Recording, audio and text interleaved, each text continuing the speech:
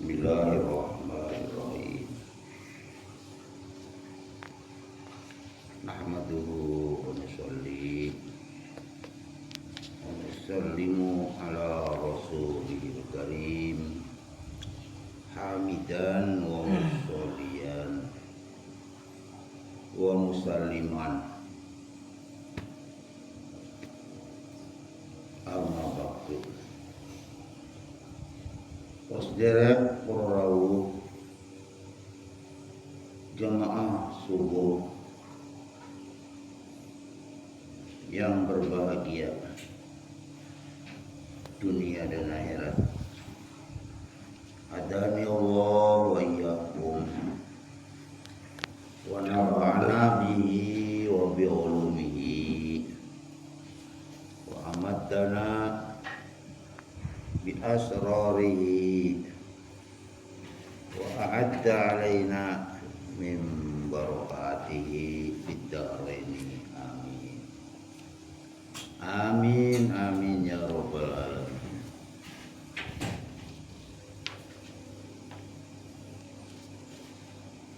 Melanjutkan taklim belajar istiqomah,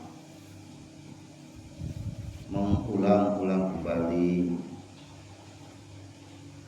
mempelajari catatan atau buku yang telah kita pelajari jauh sebelumnya. Memang rasa tolak, rasa penasaran ingin tahu lebih jauh itu adalah sifat yang harus disandang oleh kita orang yang merasa ilmunya masih kurang.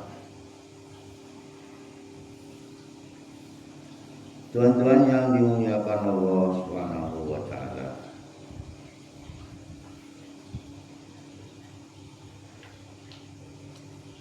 yang sebagaimana kita tahu bahwa kita adalah orang-orang yang hidup tidak semasa berbarengan dengan Rasulullah. Berarti jelas tidak tahu persis agama itu mula pertama dikembangkan oleh Rasulullah SAW. Jadi kita adalah pengikut entah keberapa kalinya sampai disebut al-ulama'u warasatul anbiya'i. Kita mengikuti, mencontoh kepada para pewaris Nabi, yaitu yang disebut ulama. Kalau memang kita berjumpa dengan para ulama, kemudian kita belajar, insya Allah kita juga termasuk orang-orang yang dikatakan manusia yang beruntung.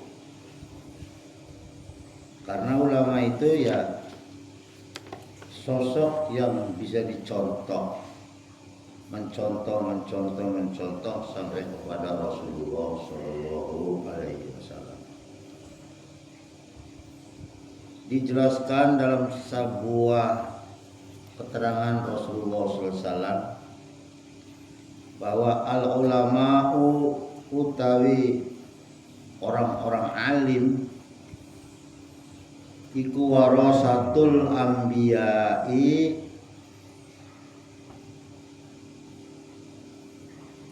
orang-orang yang memiliki ilmu itu sebagai pewarisnya, yang mewarisi pada pribadi Rasulullah SAW.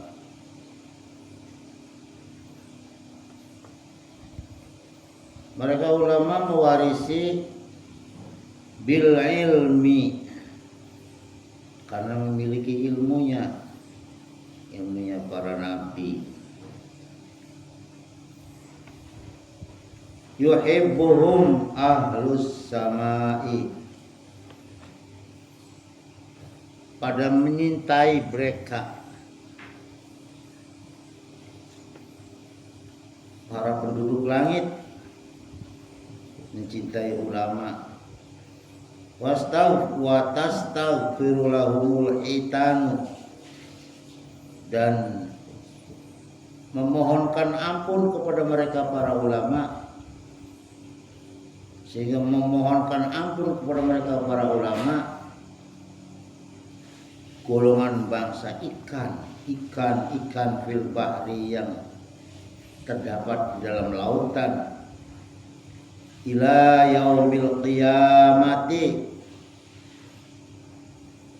dengan masa yang cukup lama, bukan hanya sehari dua, sebulan dua bulan atau setahun, bahkan kecondongan dan kecenderungan rasa cinta dan hormatnya penduduk langit dan memohonkan ampunannya bangsa ikan-ikan yang di laut terhadap para ulama itu cukup lama, ila yaumil qiyamati, sampai masa datangnya hari kiamat. Rawahu Dailami, ini hadis diriwayatkan oleh Imam Ad-Dailami. Bagaimana kita tidak percaya kalau hadis itu memang datangnya dari Rasulullah? Rasulullah itu adalah yang dijelaskan bahwa seorang Rasul itu wa ma yantiqu 'anil hawa in huwa illa wahyu yuha. Tiadalah Rasul itu berkata-kata, melainkan itu berdasarkan wahyu semata. Sampai di dalam Al-Quran predikat ulama itu disebut al-awwal, innama yakhshallaha, angin pestine wong kang duweni rasa takut kepada Allah Ta'ala min ibadihi, dari bangsa hamba-hambanya Allah, itu al-ulama'u, ya golongan orang-orang yang memiliki ilmu agama, para alim.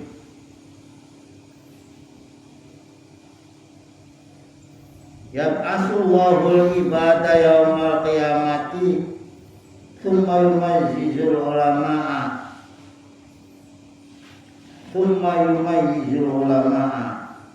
fa yuqalu Allahu ta'ala ya ma'syarul ulama' inni lam adha ilmi fikum illa li ilmi bikum wa lam adhahu fikum li u'adzibakum in toliqu ilal jannah faqad ghafarta lahu. Rawahu Asbahani.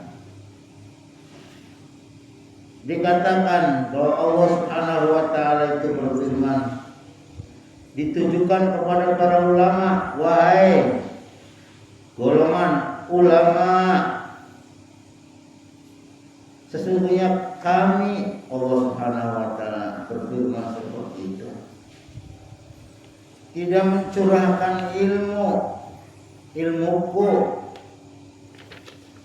pada kalian semua kecuali berdasarkan ilmuku sendiri langsung bikum terhadap kalian, dan tidaklah kami berikan pada kalian dengan harapan atau maksud untuk menyia-nyiakan, untuk merendahkan, untuk menyiksa. Dijamin oleh Allah, tenang saja.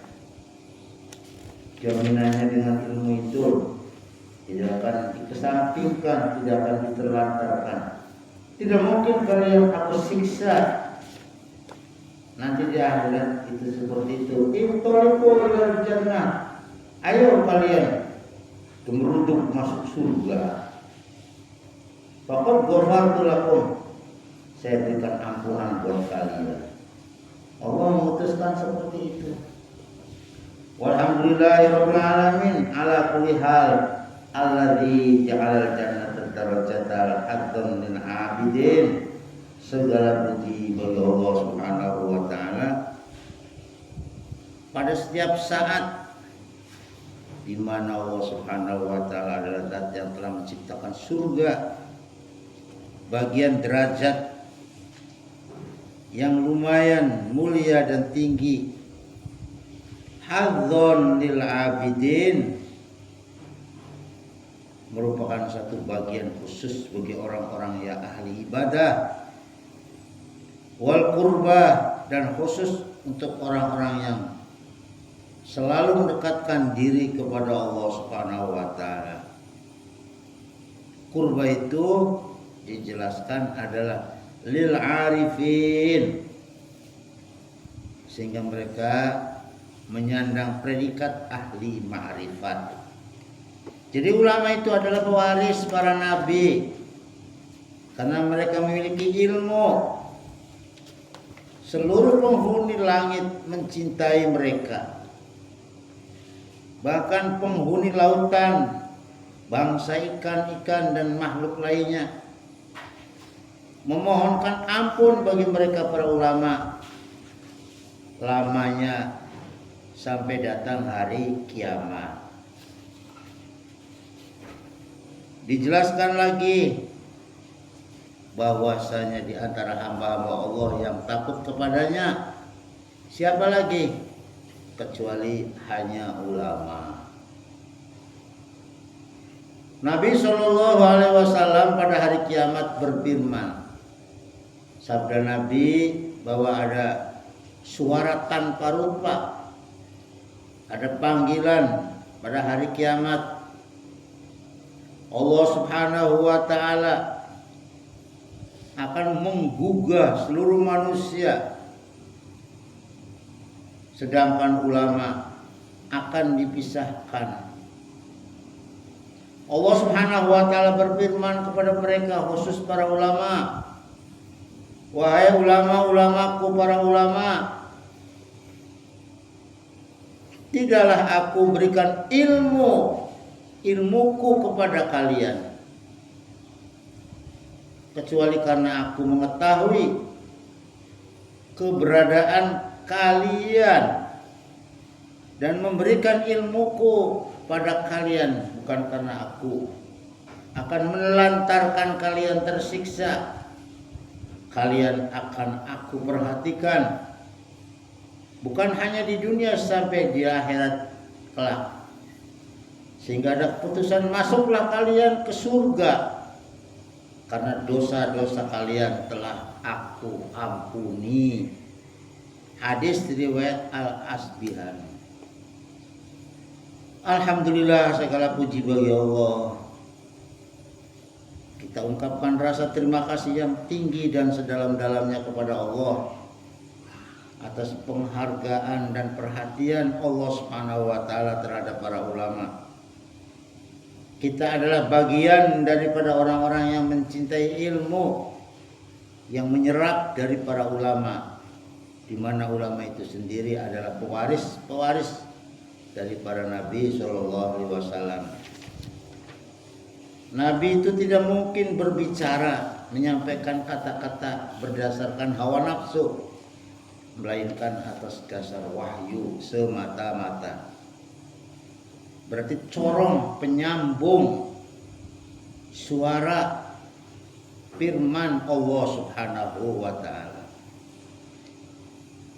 Kepanjangan dari firman Allah Subhanahu wa taala yang terus-menerus dilimpahkan, disampaikan kepada makhluk-makhluk yang lain.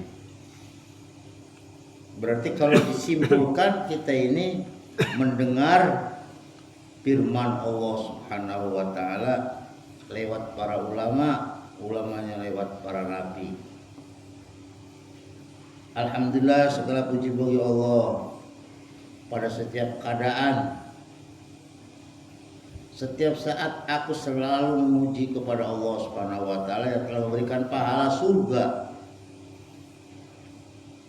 balasan yang terbaik bagi para ahli ibadah dan orang-orang yang senantiasa mendekatkan diri kepada Allah Subhanahu wa taala, ahli ma'rifat. Tuan-tuan yang dimuliakan Allah Subhanahu wa taala, jamaah subuh, hadani Allah wa iyyakum. Pada kali ini tafsir kita, keterangan kita akan menjelaskan tentang awal penciptaan. Awal penciptaan. Tahu dari mana? Ya tahunya dari ulama. Sebagai pewaris Nabi Muhammad Shallallahu Alaihi Wasallam. Tuan-tuan yang berbahagia dan ya Allah wa iyyakum. Ketahuilah semoga engkau diberi taufik pada segala hal yang dicintai dan diridhoi oleh Allah Subhanahu wa taala. Bahwa makhluk pertama yang diciptakan oleh Allah Subhanahu wa taala adalah nurun Nabi Muhammad sallallahu alaihi wasallam, nur Nabi Muhammad sallallahu alaihi wasallam, nabi kita semua dijadikan sebagai nur oleh Allah Subhanahu wa taala, masih berbentuk nur, masih berbentuk roh.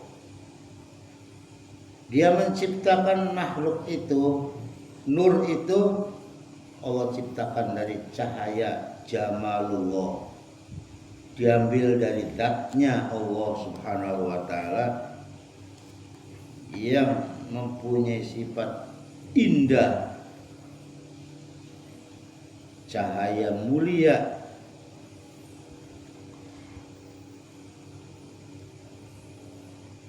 Awalan min nuri jamalihi,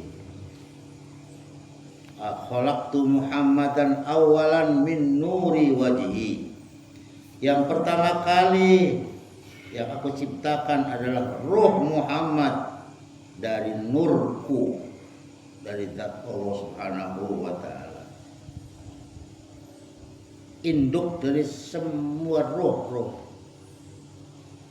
Sehingga ada julukan Muhammadur Rasulullah SAW itu Abul Arwah, induk dari segala roh.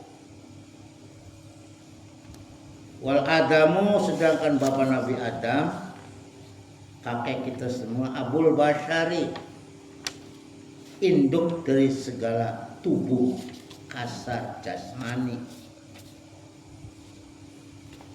Di mana Nur Muhammad itu adalah dari zat Allah Subhanahu wa taala. Nur. Dan nur Nabi Adam juga dari nurnya Nabi Muhammad sallallahu alaihi wasallam. Jadi masuknya nur ke dalam jasad itu berarti cahaya di atas cahaya, berhimpun menjadi satu.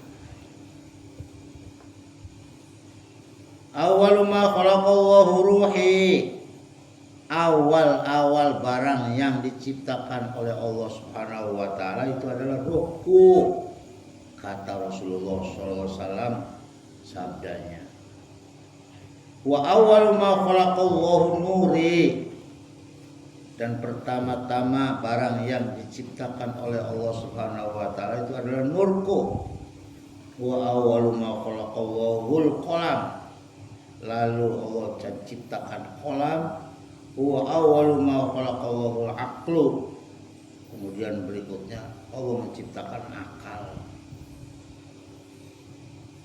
Ada qalam, ada akal. Fal muradu minha syai'un wahidun wa huwa haqiqatul Muhammadiyah. Yang dimaksud itu ternyata tiada lain adalah hakikat Muhammadiyah. Tuan-tuan yang diciptakan Allah, tuan-tuan yang dimuliakan Allah Subhanahu wa taala. Ruh, nur, qalam, akal, dan semua yang diceritakan itu pada dasarnya adalah satu, yaitu hakikat Muhammadiyah. Jadi Muhammad yang kita sebut sebagai Rasulullah itu dari dua sifat, dari dua rupa. Pertama berbentuk roh, berbentuk nur. Yang keduanya lahir ke dunia berbentuk jasmani seperti kita manusia. Ia lahir, hidup, makan, minum dan akhirnya meninggal dunia, habis waktu.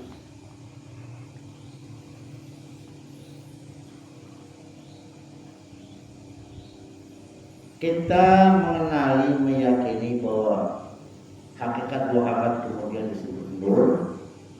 Karena apa? Karena bersih dari segala kegelapan yang menghalangi jalalullah, kebesaran dan keagungan Allah. Qad ja'akum minallahi nurun wa kitabun mubin. Sesungguhnya telah datang kepada cahaya dari Allah dan kitab yang menjelaskan. Al-Maidah ayat 15, surat yang kelima.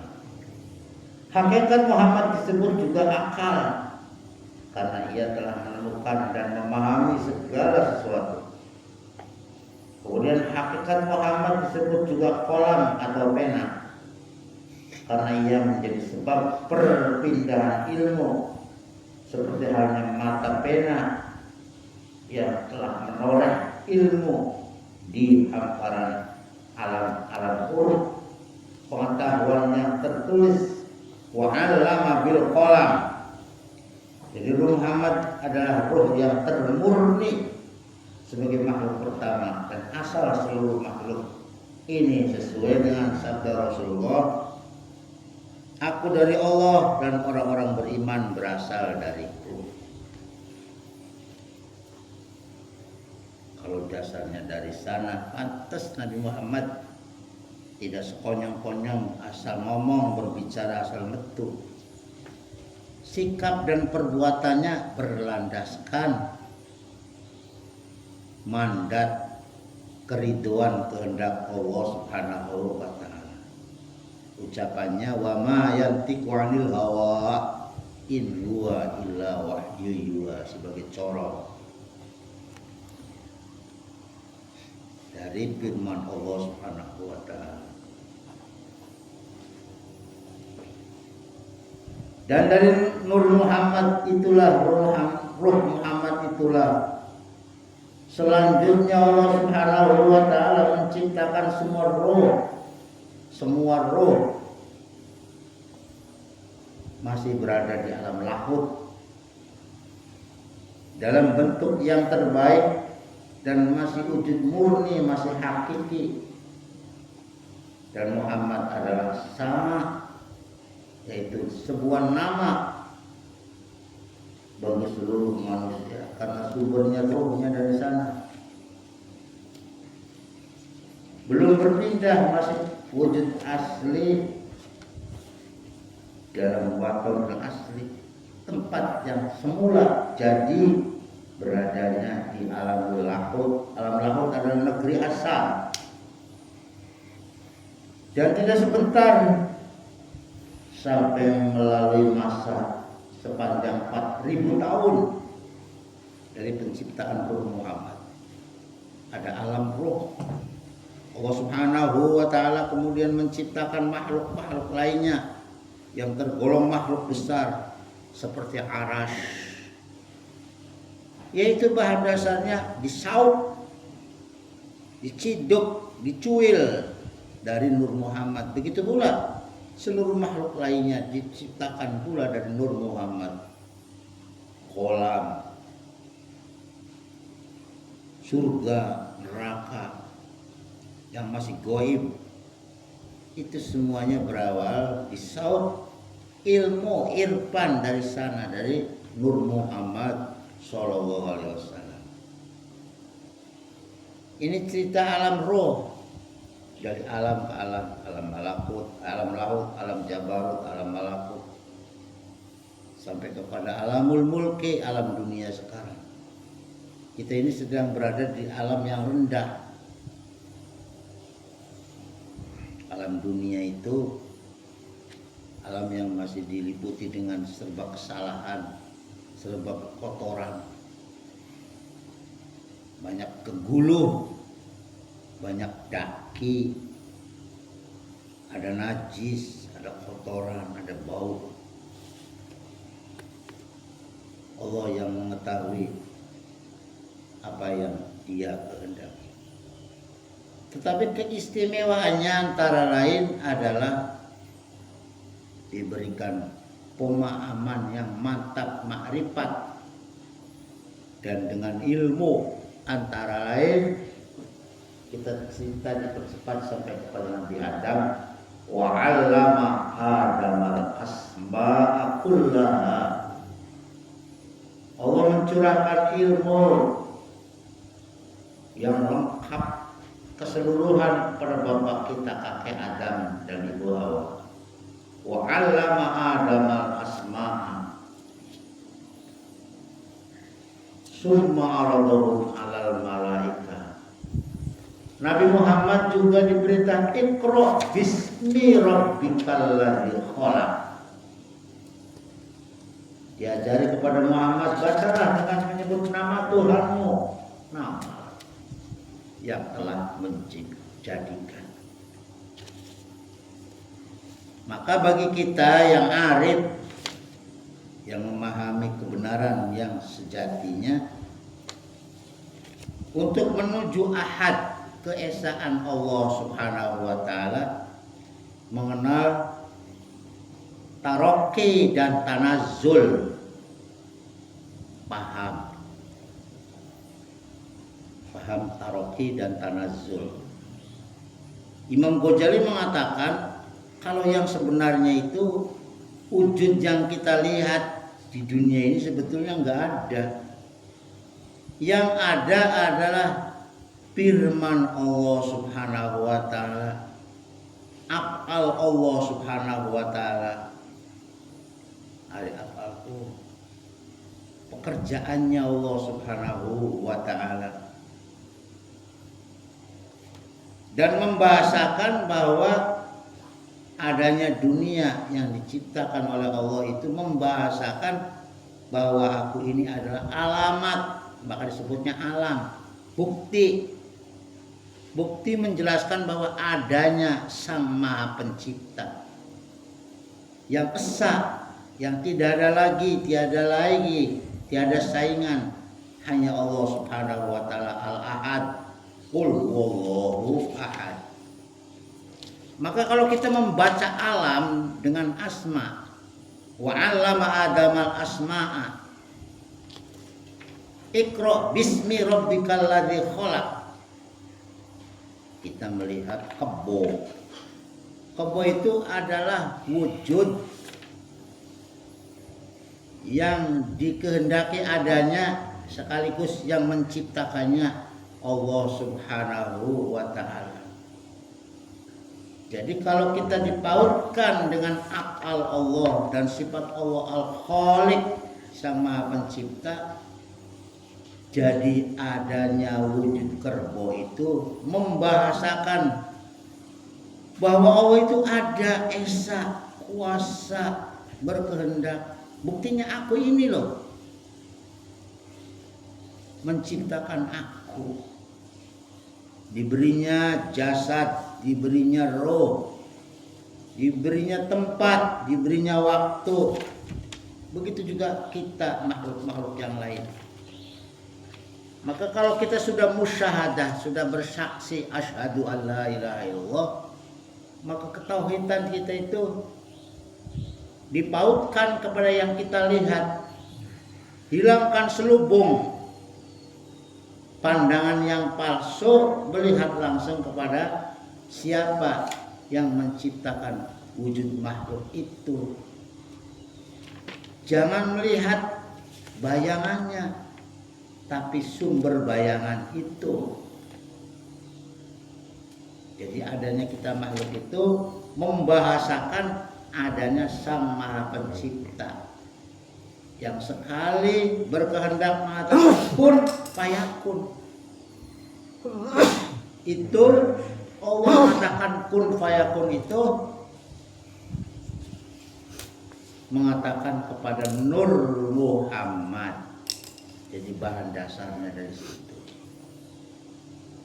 Nah sekarang berbicara tentang roh dulu. anak Abul Arwah. Kami ini induk dari secara roh.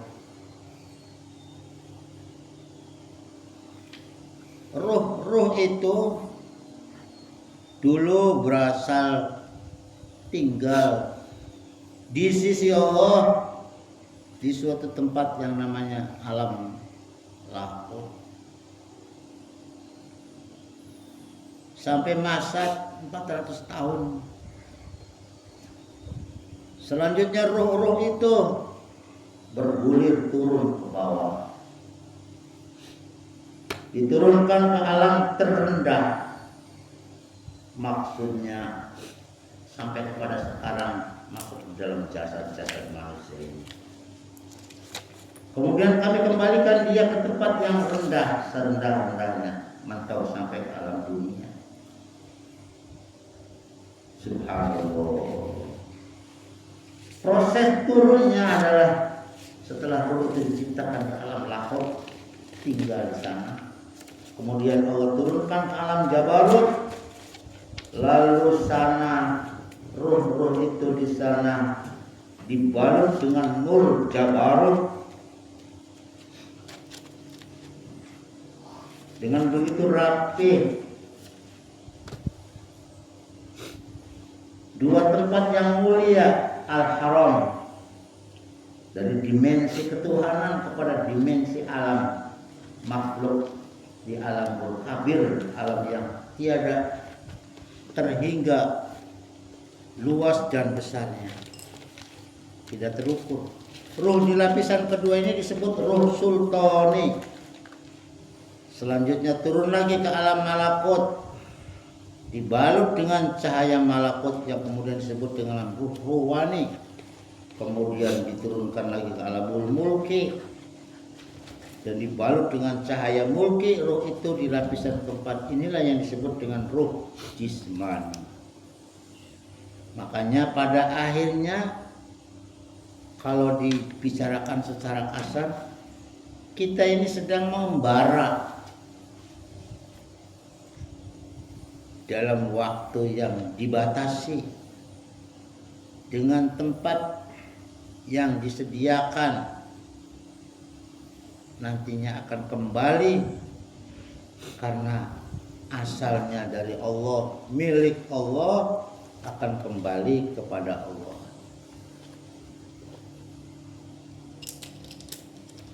Yaitu perpindahan ruh yang tadinya berada di dalam jasad akan keluar kembali kepada Allah Subhanahu wa taala.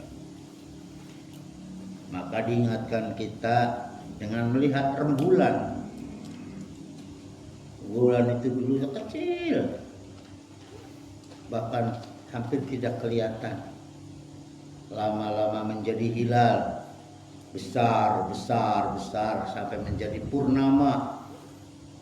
Tanggal 13, 14, 15 kita melihat nampak begitu sempurna wujud rembulan. Tapi ujung-ujungnya setelah tanggal 16, 17 dan seterusnya kecil lagi dan akhirnya hilang dan sirna, pergi selama-lamanya kembali kepada Allah Subhanahu wa taala. Itulah manusia, berasal dari orok, dari bayi. Besar, umur 40 sekian, kecil lagi, tua lagi, dan akhirnya kembali kepada Allah Subhanahu wa taala. Inna lillahi wa inna ilaihi raji'un. Bagaimana tidak para ulama ahli ma'rifat tidak mencintai Allah Subhanahu wa taala sebagai sumber segalanya, Tuhan yang maha segalanya. Kita diberi kasih sayang, rasa cinta, kita diberi rasa bahagia, kita diberi nikmat. Itu berasalnya siapa? Dari mana? Dari Allah Subhanahu wa taala. Makanya asyaddu hubbal lillah.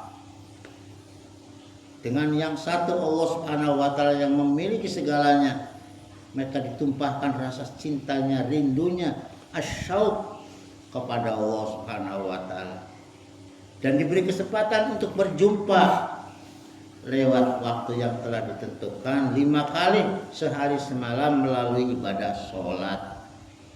Mustaqbilal kiblati, menghadapkan arah yang dituju.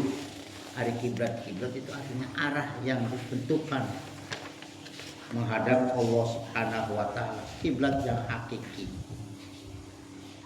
Dengan ketajaman mata hati, kuatnya keyakinan, maka bagi orang-orang tertentu sampai kepada level sholat itu menjadi satu kebutuhan, menemukan rasa lezat mesra berhadapan dengan yang dicintainya, dan menemukan sa'adah, rasa bahagia. Karena dikatakan tidak ada rasa bahagia bagi orang beriman yang bisa mengalahkan rasa bahagianya berjumpa dengan Allah Subhanahu wa taala. Konon ceritanya Bapak dan Ibu Hawa dulu di surga. Surga itu tempat utuh, tempat kebahagiaan. Seluruh nikmat surga itu kalah oleh karena memandang wajah Allah. Maka orang-orang yang arif, ahli ma'rifat, masih di dunia seperti orang yang tidak sabar, ingin rindu berjumpa dengan Allah Subhanahu wa taala. Diperkenankan untuk mendirikan sholat mustaqbilal kiblati, memusatkan arah pandangan yang dituju. Siapa kiblat hakiki? Yaitu memandang, menghadap, berjumpa dengan Allah Subhanahu wa taala. Dalam sholat itu terjadi dialog. Di dalam sholat itu terjadi munajat, antakbudallah ka'annaka tarahu. Sampai mereka itu tidak pernah putus berdialog dengan Allah. Maka ada istilah sholat daim, sholat yang berkepanjangan. Sholat daim itu adalah sholat yang dipahami oleh orang-orang tertentu. Sholat yang tidak pernah putus, yang tidak dipotong-potong oleh waktu selama-lamanya. Kiblatnya adalah langsung menghadap Allah Subhanahu wa taala. Kiblatnya adalah rasa rindu, asyauq, berdialog langsung ketemu dengan Allah Subhanahu wa taala. Menghadirkan nur pribadi Rasulullah sebagai imamnya, sebagai tolok ukur teladannya di dalam sholat maupun di luar sholat, sebagai uswatun hasanah. Tempatnya adalah di dalam qalbu. Maka kalau kita menyambung-nyambungkan, tatkala Nabi Ibrahim dan putranya Ismail selesai membangun Ka'bah, diperintahkan untuk menyisihkan barang-barang tempat di sekitarnya, disediakan untuk orang-orang yang ibadah, ruku, sujud. Kalau kita orang ahli ma'rifat, qalbul mu'mini baitullah, dibersihkan qalbunya. Tidak ada lain, yang lain itu tidak ada, karena disediakan untuk bertemu wajah Allah Subhanahu wa taala. Jadi semua gerak dan diamnya mengikuti imamnya Nabi Muhammad SAW, yang dituju adalah mencari ridhonya Allah Subhanahu wa taala. Sehingga ada yang mengatakan naik turunnya nafas seorang arif billah itu lebih bernilai daripada ibadahnya kita orang-orang awam. Tuan-tuan yang berbahagia, dari bumi, dari tanah itulah kami menjadikan kamu, dan kepada tanah kami akan kembalikan kamu mati dikubur, dan daripadanya pula kami akan mengeluarkan kamu pada hari yang lain. Yab'asu man fil kubur, pada masanya nanti kita akan berjumpa dengan hari penentuan dibangkitkannya yang kesekian kalinya. Innallaha yab'asu man fil kubur. Kita ketahui lagi, dan aku tiupkan roh ciptaanku dariku. Surat Al-Hijr. Wa nafakhtu fihi min ruhi. Allah berfirman, dan aku tiupkan roh ciptaanku dariku. Maka hanya orang yang paling tahu diri yang mengenal kepada Tuhannya. Tahu diri, sebenar-benarnya diri asal semula jadi. Siapa diri kita? Siapa yang mendirikan kita? Yaitu Allah Subhanahu wa ta'ala. Muhammad sebagai panutan menjadi Rasulullah. Beruntung kita punya Nabi namanya Nabi Muhammad Sallallahu Alaihi Wasallam. Makanya di dalam syahadat, asyhadu an la ilaha illallah wa asyhadu anna Muhammadar Rasulullah. Sir yang menjelaskan kita memahami ma'rifat kepada Allah adalah Nabi kita Muhammad Sallallahu Alaihi Wasallam. Sampai ada istilah dagelan, sindiran orang-orang tua dulu. Wa fis sirri ana, di dalam sir itu adalah Allah Subhanahu wa ta'ala. Yang ngerti sir kita adalah Allah. Ada orang menghadap Allah, duduk berlama-lama dalam keheningan, berdoa panjang-panjang, tak berapa meter sambil nangis-nangis, meleleh-leleh, meminta ini, Allahumma. Tapi sirnya nggak tahu kemana, bukan ditujukan kepada Allah Subhanahu wa ta'ala. Tapi sir ana. Seandainya sir itu diwujudkan, sirah ngomong apa? Allahumma. Sirnya kemana? Tidak ditujukan kepada Allah. Bisa-bisa dicembung dalam kita memahami seperti itu. Kalau sembahyang itu kiblatnya kemana? Mustaqbilal kiblati, arah yang dituju disambungkan kemana? Itu kepada kiblat yang sejati, Allah Subhanahu wa ta'ala. Ittisal, menyambungkan ahadnya kepada Allah Subhanahu wa ta'ala. Allah ta'ala, bismillahirrahmanirrahim, qul huwallahu ahad, Allahus samad. Katakan bahwa Allah Subhanahu wa ta'ala itu esa, tempat bergantung. Ada ulama yang mengatakan Tuhan itu tidak diam. Adanya barang, adanya makhluk datang dan pergi, wujud dan mati, susah dan senang, rugi dan beruntung. Ada yang tidur, ada yang ngantuk, ada yang melek, ada yang sadar, ada yang lalai, ada yang bergelimang dengan hawa nafsu.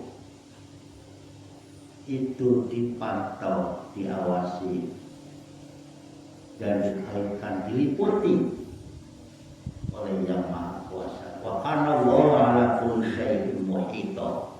Dan Allah Subhanahu wa ta'ala itu adalah zat yang meliputi segala sesuatu.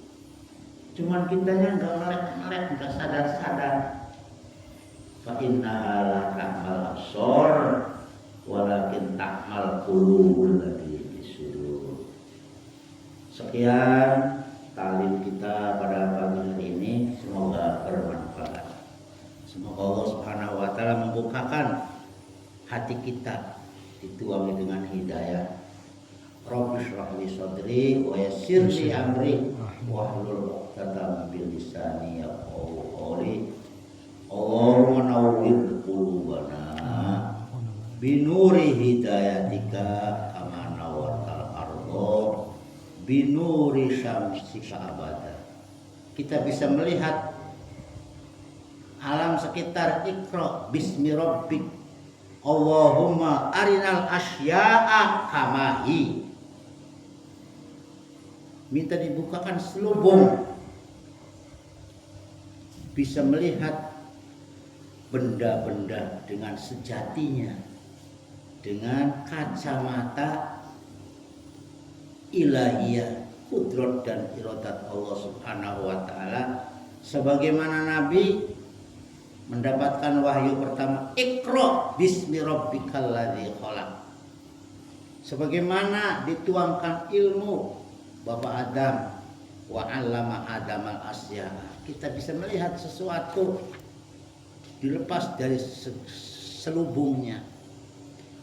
Allahumma ya Allah arina, tunjukkanlah kepada kami penglihatan yang tajam, al asya'a, pandangan terhadap segala sesuatu, kamahi, sebagaimana mestinya. Maka ada cerita lagi terakhir tambahan, ada orang-orang yang telah mencapai satu makom, datang ke pasar itu, katanya melihat orang tuh kayak wujudnya kera, melihat orang di pasar itu kayak wujudnya babi. Kelihatannya aja sosok manusia, wataknya yang asli diperlihatkan oleh Allah Subhanahu wa taala. Bahkan di sekitar Ka'bah juga kelihatan tawaf salat, wajahnya yang asli diperlihatkan oleh Allah. Merinding. Kalau kita kuat enggak? Allahumma ja'alna, ya Allah jadikanlah kepada kami, minta diberikan kemampuan arinal asya'a, bisa memandang segala sesuatu kamahi, sebagaimana mestinya. Mudah-mudahan kita mendapatkan bimbingan dituangi dengan hidayah nur Allah Subhanahu wa taala. Allah menawwir qulubana binuri hidayatika Allah binuri syamsika abada. Subhanallah.